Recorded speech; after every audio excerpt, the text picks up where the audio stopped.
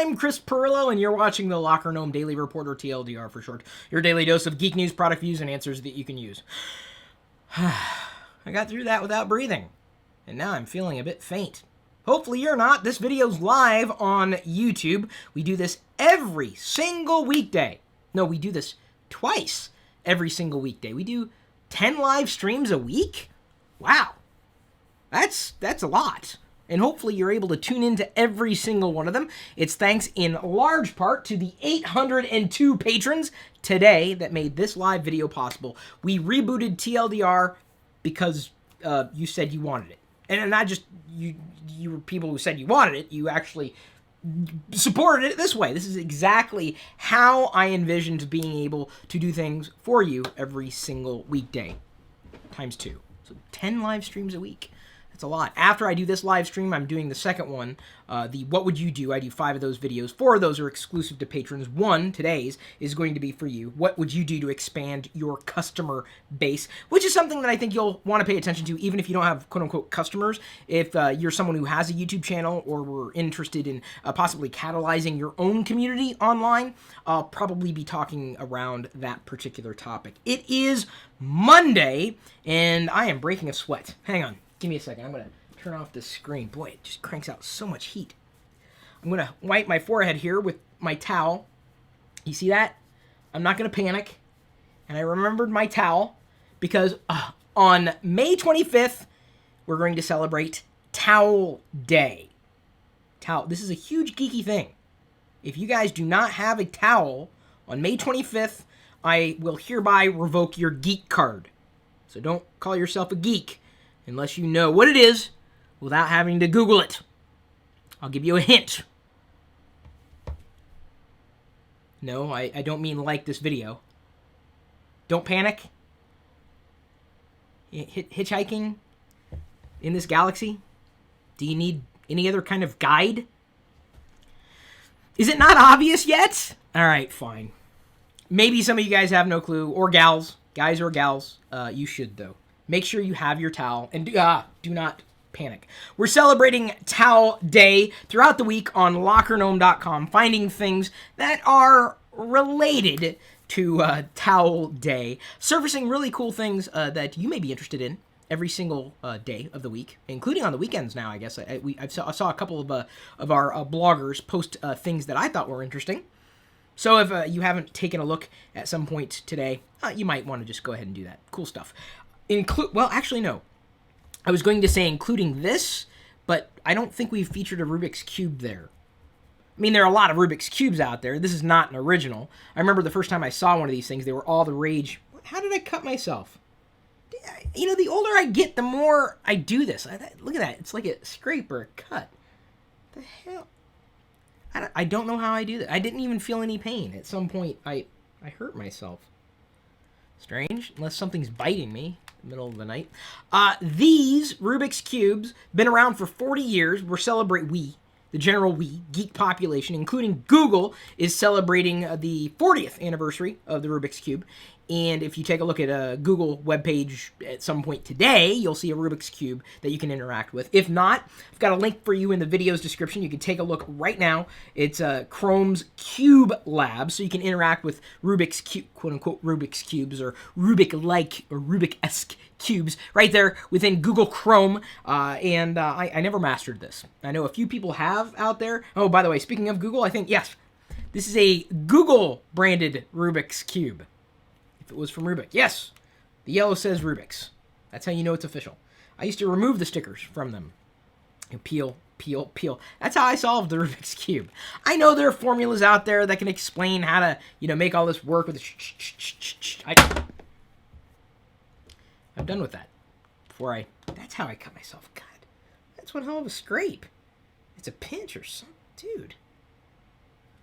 I just get I get concerned like when I don't know what I do to hurt myself, but that is it's a pinch scrape thing. So let me go ahead and roll forward with today's news, because it's part of this TLDR. Well, should I show you a product or should I show you news first? Hang on. What the hell is that? I'm just How do you guys do this? Like, you just scrape your hands somehow. And I see a scrape, a clear scrape. I don't see it anywhere else on my body. My hands, you know, I use my hands. I'm sorry, I'm like now preoccupied with the scrape on my hand. Product views. Dark Energy here. They sent me this device, Reservoir. And as I open the box, it's kind of like, I guess, an unboxing of sorts. There's the instruction manual. Explains a bit more about what this Dark Energy, I guess, Reservoir is all about. This clean, very light device for a battery. Slick. There's a soft touch plastic with dimples in it. I don't have dimples. No dimples on me. Features of this, and I'm just going to read directly from it because they know the product better than I do. Haven't had a chance to use it, just slipped it out of the box here. Recharges a smartphone 4 to 6 times per charge, which is fantastic. Most of these external battery packs, you'd be lucky to get 1 charge out of an external battery pack. So 4 to 6 times the average smartphone, assumedly. Like I said, it's very lightweight, 168 grams, that's 5.9 ounces, very thin. You see here, I'm going to try to see here. So there it is in relation to my face. How can I show you how thin it is? Okay, here's some lip balm. It's a little thinner than lip balm, kind of-ish. So it's very, very thin, 12 millimeters. Not even half an inch. Charges in 4 to 6 hours by way of an AC adapter. High-speed recharge for USB devices, and you can see right there, there are the USB ports and a micro USB in the middle, and I'd assume that is how you'd connect it up to charge it. You can recharge 2 devices simultaneously. Now, this is what's kind of neat about the Dark Energy bar.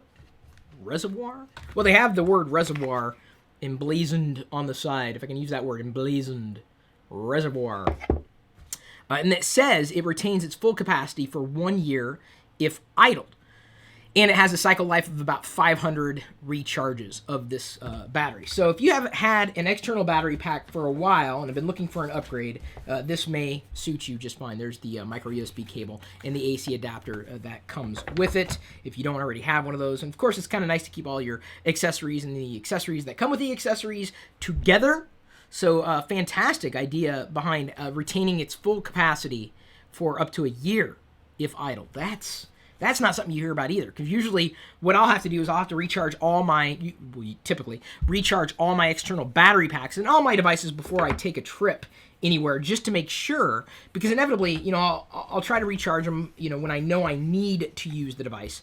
But, you know, when I go to use that external battery to recharge any particular device. Oh, by the way, it also comes with this nice little pouch, all black too. Fan of black gadgets and devices. You know, when it comes to the batteries, they'll lose their life quickly. And you won't even think about it. Like, suddenly it's just dead. Like, it doesn't, it just, wait, I recharge it, and, well, it could lose energy. Even if it's just sitting there doing nothing. Not the Dark Energy Reservoir that I have right here. I think I like this out of all the external batteries I've used to this point, if only because it's slim, it's got great features, very lightweight, so it's going to travel very well. You know, I may replace, I've got a heavy one. I mean, a heavy one that I carry with me in my jacket, or one of my jackets, because I always want to have an external battery pack on me when I'm traveling around. This is in stark contrast. You can't even see it because of the black screen. Sorry, I don't have the screensaver kicked in yet. You can see it here if I put it up against my light shirt and my alabaster white skin. That's how dark it is. These are pretty nice. I mean, just on the outset. Now, if and when you see me using this in the vlog, you'll know what it is because you watched TLDR. I'm assuming you guys and gals watch TLDR when we broadcast these every weekday for you.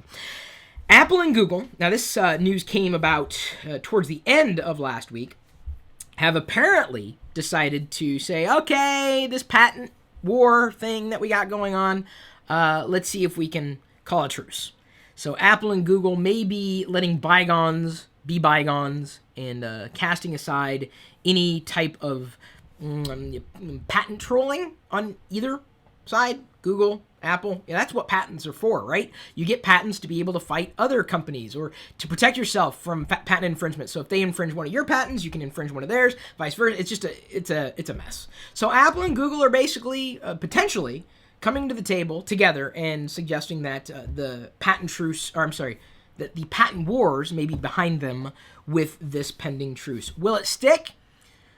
Who knows? Now, I'm sure that Steve Jobs, in case nobody else threw this out there, I'm sure Steve Jobs never would have done this because he was pretty upset that Google stole a lot of its ideas with how it reworked Android after its initial release, and not released to the public necessarily, but the initial designs of Android were more BlackBerry-esque, as in it looked a lot and functioned a lot like how the BlackBerry worked back in the day.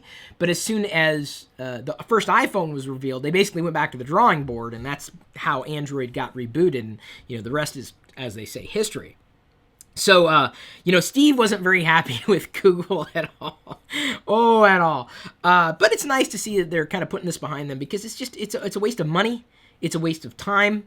Patents are put in place to protect companies, but I think can be abused, especially when you've got the idea of a software patent in place. It could stifle innovation, and you could be infringing upon a patent without even knowing it, and before you know it, you could be sued to the point of no longer being able to operate if you have a business that's predicated on a model that has been patented by another entity. So it's good to see that Apple and Google are basically calling for a truce, at least with one another.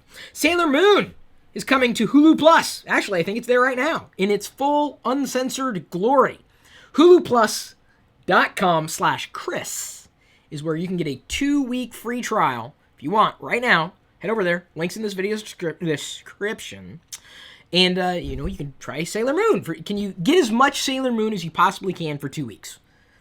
There you go. Normally, it's like a 1-week trial. We negotiated a 2-week trial for everybody. A Sailor Moon now is on a Sailor Moon. Sailor Moon. It's not just the Sailor Moon on Hulu Plus.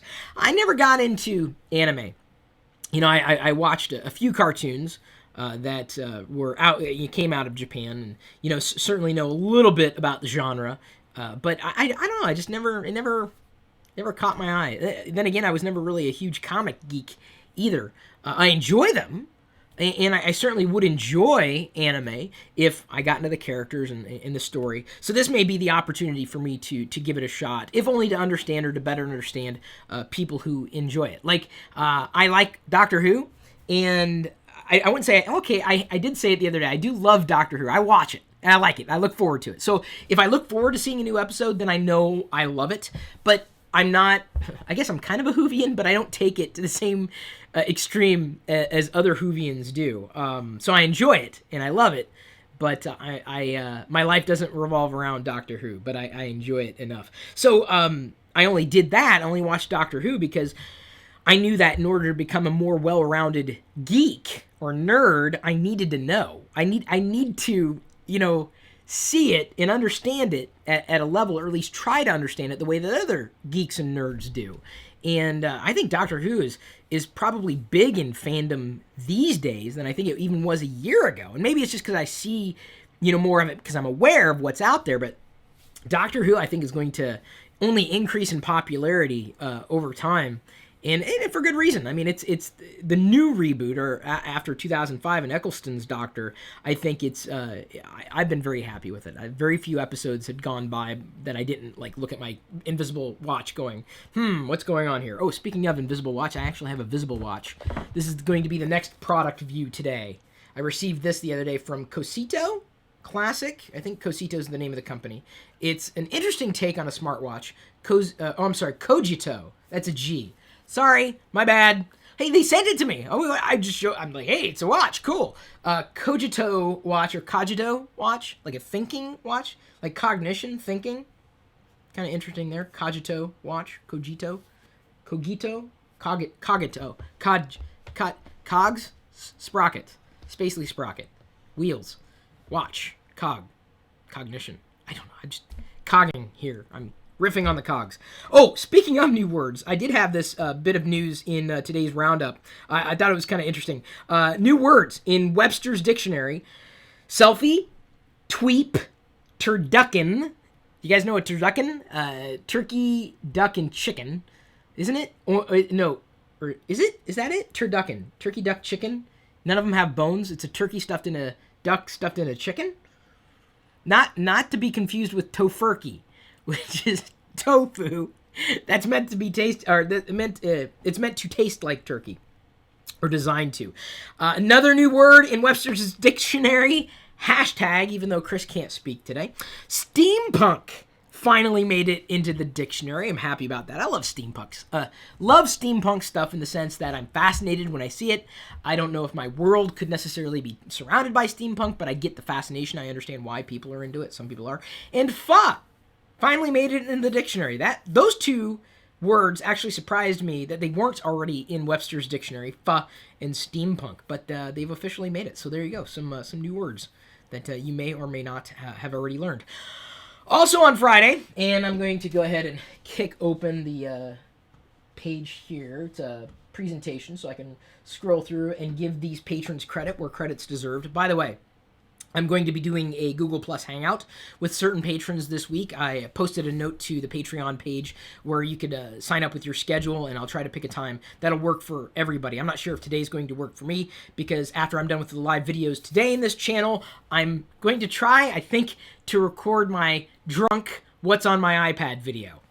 That may not be made public. It may just be for patrons. But if you want to know what's on my iPad this year, and you want to see me talk about it while I'm inebriated, you can become a patron. It's really easy to do.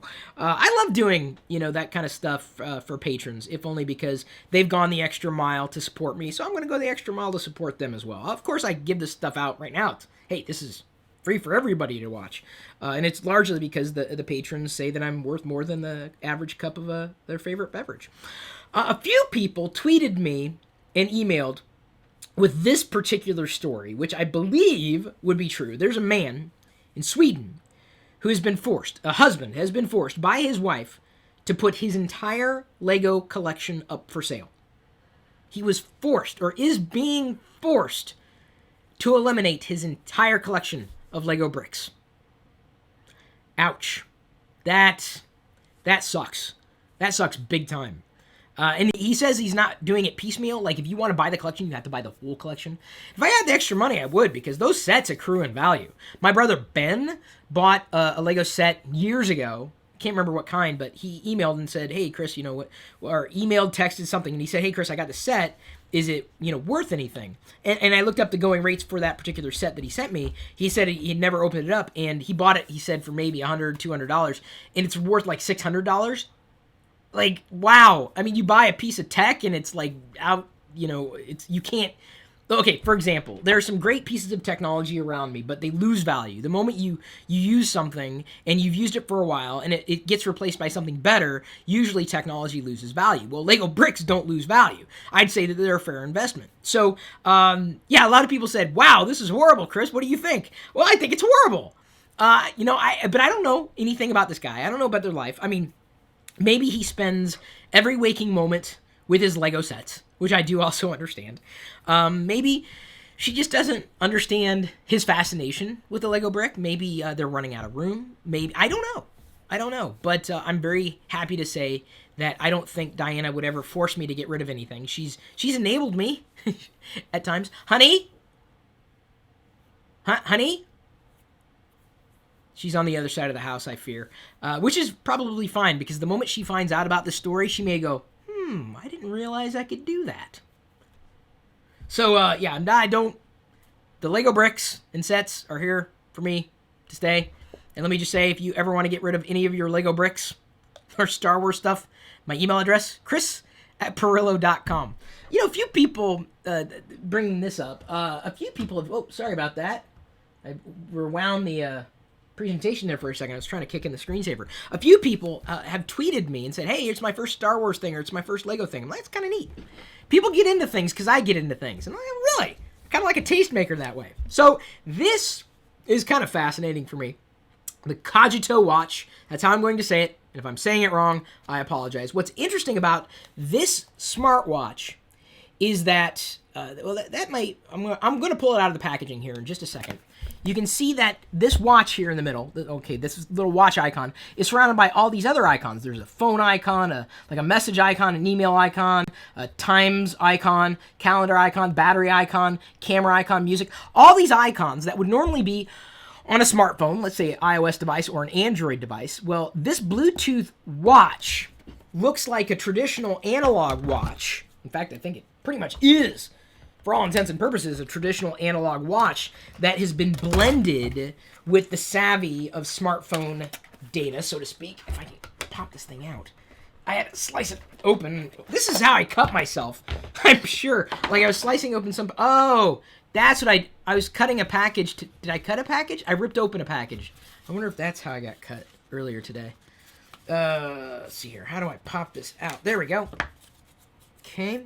So this is the... Ow, as I hurt myself. Is there... give me a second. Let me see if there's a way I can peel this off. There's a piece of plastic sitting on top of the watch. There we go. This piece of plastic. I can put it on the lens. Look at that. Woo! Here, you want it? You guys want it? No, you don't. There's the watch. There's what it looks like. A traditional analog watch.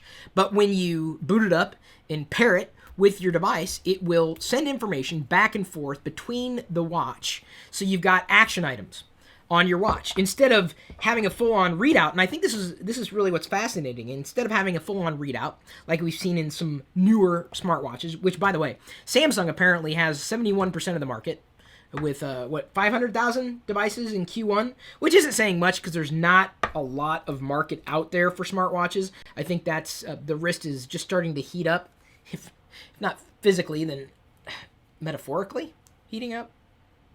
Not literally. Hopefully not. Hopefully these things don't get too hot. Just trying to get it on there. So instead of me, doing my thing on the phone, and my phone's in my pocket, or it's being charged somewhere, if I get an alert on my watch and it says, email, I'm like, I know I got an email. I don't need to look at the email. I just know I got an email. So I know if I want to look at the phone. So those quick access icons on a classic, I mean, it looks stellar. Here we go. A classic watch. It's a very soft, is this like a rubber type of feel? It feels sturdy enough. I don't have it wrapped on my wrist tightly. But I think that's what's fascinating about the Cojito watch is the fact that it doesn't give you all the information, it just gives you the information you need. So you can move on with life. Like if I see something like, oh, battery's dead. Okay, I need to plug in the battery. I don't need to say battery's low. I'm like, oh, battery's dying. Or, oh, I got an email, okay, or message. I just see it and then I'm off to the races. And it looks like it could potentially support, music. There's an X over a bell, so maybe it's kill the alarm. Again, Bluetooth. It says Bluetooth Smart. Bluetooth Smart is 4.0 or 4.1? One of the two. 4.x, I believe. Oh, neat. And it even has the ability to display potentially your name. Caller ID name. So if Emily was calling, or if Diana was calling, I'd be Diana, just like that. So it looks like, it doesn't have to look like one of those newfangled smartwatches. You could look like a classic geek and still geek out with newfangled technology. That is the Cojito watch right there. And I'll put a link for this in the video's description if you guys want to take a look. I know there are a lot of watch geeks out there. And I'm this comes closer to fascinating me because it's something unique. I would say something rather high quality or higher quality than I've seen from other watches. Pretty thick base there, but hey, you've got a computer right there on your wrist. If you want the computer, do you want the computer? I will be giving this a shot. I'll remove the slip there. I'm assuming that once I do that, the battery will start working and the watch will start functioning. Actually, I could probably do that now. Other bits of news today, as I see about... I'm trying this watch at the same time while trying to read the news. Let's see here. Gotta figure out... Oh, yes! I answered 5 more questions on my blog, chris.pirillo.com. And if you're not visiting there on a daily basis, you don't have to. If you don't want to visit, you can subscribe to the RSS feed. You could, continue to watch our social feeds. And I've got the links for you in the video's description here. The questions I've answered today: how does technology help you be a better parent? Who has been the biggest influence of your life? What is the future of 3D printing? What is your favorite time of day? Where is wearable tech headed in the future? Those 5 things answered today. And my goal is to try to answer a few of your questions every day on that blog. There's also something I do want to make note. I don't have an email newsletter for my blog. We have one for the LockerGnome website, but even then, some people want, just the information. And this was really neat. IFTTT, one of my favorite services. I've talked about it before. Don't pretend like you've never heard about it until this point, at which case I say, well, or at which point I'll say, dude, I talk about this frequently enough. They've just launched an email digest channel. So if this, then that, you can connect one part of the internet with another. So now what you can do is you can feed in my blog feed, chris.pirillo.com/feed, and you can input it or basically filter it through this channel, the email digest channel, and if this, then that. And every day or every week, you'll get an email showing you everything that was published on that blog. You don't need to get an email newsletter. You can use if this, then that. Very convenient, very free, very nice. That was another thing I was going to mention today, actually. The email digest link that I also put for you in this video's description. Patron Stephen Palmer, just a few minutes before going live, sent me a link to this news story. Emory University accidentally formatted all its Windows PCs, including its own server. Ouch. That could happen. I don't care what the operating system is. I mean, people make mistakes. But woo, that would suck. I mean, you want to know why I think the cloud is good? Situations like this. I mean, it could be bad because you push and like, what happened to my operating system? It's gone. But if all your data is in the cloud, it doesn't matter if I reformat something accidentally. It's going to hurt. It's going to pinch. But if I have my data put somewhere that isn't contingent on me being at one machine or the next, it's less stressful than it used to be. So it's interesting. All their Windows PCs, including their own server, wiped out with effectively the press of a button. The Wish I Was Here trailer is now out for you to watch. This is one of the projects that I've backed on Kickstarter. I stopped backing tech projects and really started backing media projects because I believe in the media projects that I back. It's not that I don't believe in the tech projects that I back. It's just that a lot of the tech projects turn out to be crap when they actually ship. Zach Braff, who is... I love his style of writing. I love his style of producing and directing. I love his acting. And so he asked if I would back him on Kickstarter. Not personally, just generally. I said, sure. And so as a part of it, I got different bonuses, including this little bonus. You can go to the link that I put in the video description, and it'll show you Zach Braff talking about the intro to the trailer, but then they put my name in the trailer itself. Like, it's kind of neat. It's like, and this movie happened thanks to this person here. And he does this, and it says Chris Pirillo below. It's kind of neat. I tweeted it out earlier, too. Voldemort. We found his final Horcrux. Horcrux. It's my best accent there. It's in a Nokia phone. It's a funny little video that we found for you. That was one of the first, not just mobile phones or cell phones that I had. Really, one of the first mobile devices that I had was a Nokia. An old monochromatic screen. I could play Snake on it. I remember that. Didn't play it often, but I remember that. God, I remember that. With a little belt clip and everything. Nokia was also, years later, my first, just a couple years later, my first camera phone as well. Boy, it takes me back. I remember going to the store and just fascinated. Now it's a given, right? Back then it wasn't the same. So we found Voldemort's final Horcrux. Horcrux. This is why I like hearing other people say things or reading them. Sometimes saying them just sounds funny. Tomorrow, Microsoft is set to unveil a series of announcements in relation to Surface, potentially. Stay tuned for that. I will not be covering it live, but after it has gone live, I'll likely be talking about it in tomorrow's TLDR. It's happening tomorrow morning, Pacific time. That's my time zone. Star Wars. Yes, you knew you couldn't escape a day without me talking about it at least once. Episode 1 is celebrating its 15th anniversary today. So, happy anniversary, Episode 1ers. I don't know. I have mixed feelings about Episode 1.